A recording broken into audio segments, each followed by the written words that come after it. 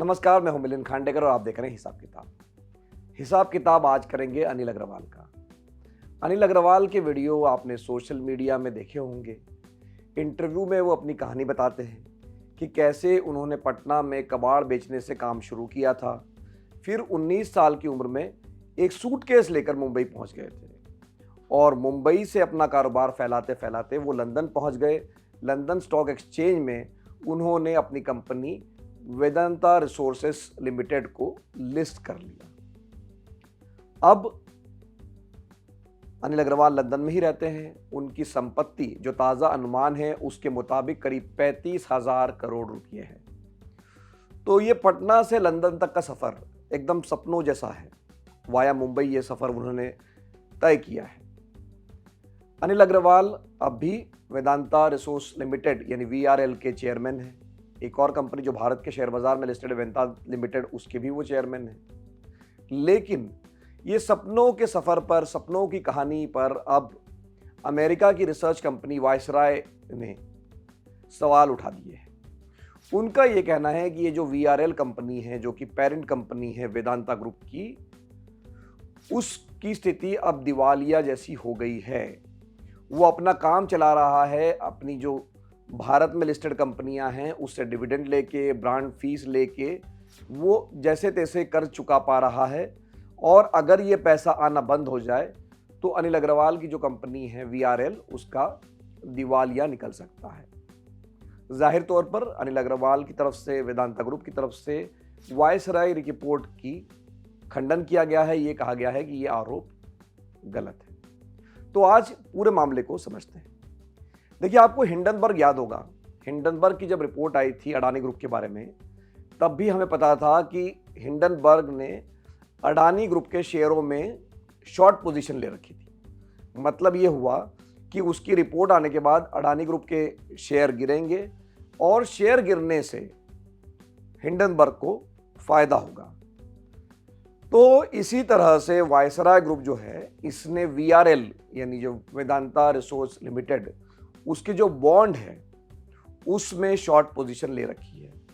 Viceroy को लगता है कि उसकी रिसर्च रिपोर्ट आने के बाद में VRL की पोल खुल जाएगी, वो 40,000 करोड़ रुपए का कर्जा नहीं चुका पाएगा और उसके बॉन्ड की कीमतें गिरने से जो वायसराय है कंपनी, रिसर्च कंपनी, उससे फायदा होगा। तो अमेरिकी कंपनी, चाहे हिंडनबर्ग हो, वायसराय हो, ये कंपनियां रिसर्च के नाम पर शॉर्ट पोजीशन लेती है और ये उनका कुल मिलाकर बिजनेस मॉडल है। ये बात अलग है कि हिंडनबर्ग को बाद में अपना बोरिया बिस्तर समेटना पड़ा। पर हम बात कर लेते हैं वेदांता के बारे में, VRL के बारे में। तो देखिए, जो वेदांता ग्रुप है उसकी जो पेरेंट कंपनी है वो है VRL, मतलब वेदांता रिसोर्स लिमिटेड। और वेदांता ग्रुप की अलग अलग कंपनियां हैं, वेदांत लिमिटेड, बाल्को, हिंदुस्तान जिंक, कांस, क्रैंस ऑयल, ये कंपनियां हैं। ये ग्रुप मुख्य तौर से मेटल का कारोबार करता है, जिंक का कारोबार करता है, कॉपर का, एल्यूमिनियम का, स्टील का, बिजली उत्पादन भी करता है और ऑयल एंड गैस का भी ये कारोबार करता है। तो वायसराय ग्रुप ये कह रहा है कि जो VRL कंपनी है, जो कि पेरेंट कंपनी है, इसका अपना कोई काम नहीं है इसके पास, लेकिन इसने 40,000 करोड़ रुपए का कर्ज ले रखा है और कर्ज का भुगतान करने के लिए भी उसके पास कोई कैश फ्लो नहीं है, कोई जरिया नहीं है। तो ये जो कर्जा चुकाता है, जो अपनी ये कंपनियां हैं उनके डिविडेंड से चुकाता है, उनसे ब्रांड फीस लेके चुकाता है। तो वायसराय की रिपोर्ट में ये दावा किया गया है कि पिछले 3 सालों में करीब 42,000 करोड़ रुपए का डिविडेंड दिया गया है वेदांता लिमिटेड की तरफ से VRL को, मतलब वेदांता रिसोर्सेज कंपनी जो कि लंदन की कंपनी है, उसको इतना डिविडेंड दिया गया है। अब देखिए, डिविडेंड देने में तो कुछ भी गलत नहीं है। कंपनी अगर प्रॉफिट कमा रही है तो उस प्रॉफिट का एक हिस्सा वो शेयर होल्डर को दे सकती है। इसमें कुछ भी अवैध नहीं है, कुछ भी इलीगल नहीं है। और वेदांता लिमिटेड में भी वेदांता रिसोर्सेज का करीब 56% की भागीदारी बताई जाती है। तो प्रॉब्लम इसलिए आती है, जो वायसराय रिसर्च का दावा ये है कि जो वेदांता लिमिटेड है, जो उसको वेदांता रिसोर्सेज को या अपने शेयर होल्डर को जब वो डिविडेंड दे रहा है तो उसके लिए भी वो कर्ज ले रहा है।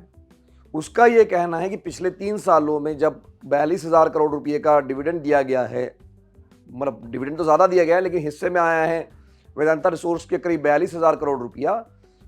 उसी तरह से वेदांता लिमिटेड जो कि भारत के शेयर बाजार में लिस्टेड कंपनी है, उसके भी जो कर्जा है वो 200% से ज़्यादा बढ़ गया है। एक और बात उसने ये कही है कि ये जो कंपनियां हैं, चाहे वीडीएल हो, मतलब वेदांता लिमिटेड हो, या चाहे वेदांता रिसोर्सेज हो, ये कंपनियां जो अपने पब्लिकली डॉक्यूमेंट में जो कहती है कि हमने इतना कर्ज ले रखा है और इतना हमारा ब्याज है, उस पर वायसराय का ये कहना है कि जितना कर्जा ले रखा है और जितना ये इंटरेस्ट चुका रहे हैं उसके हिसाब से तो जो ब्याज की दरें हैं वो 15-16% बैठ जाएगी।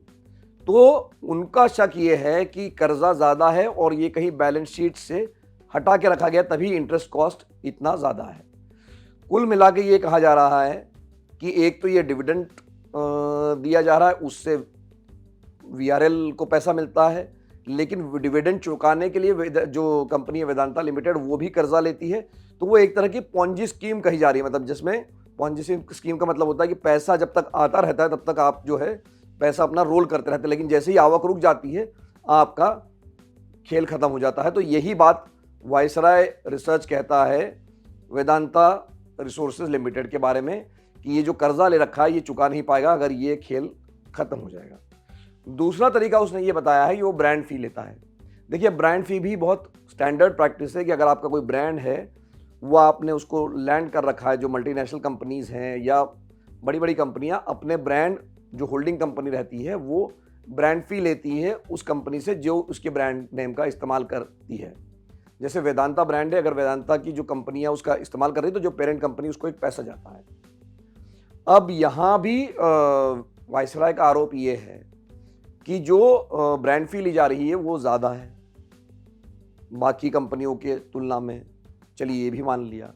वो कह रहे हैं कि जो ब्रांड फी ली जा रही है वो हिंदुस्तान जिंक जैसी कंपनी से भी ली जा रही है जो कि ब्रांड का नाम का इस्तेमाल ही नहीं कर रही है।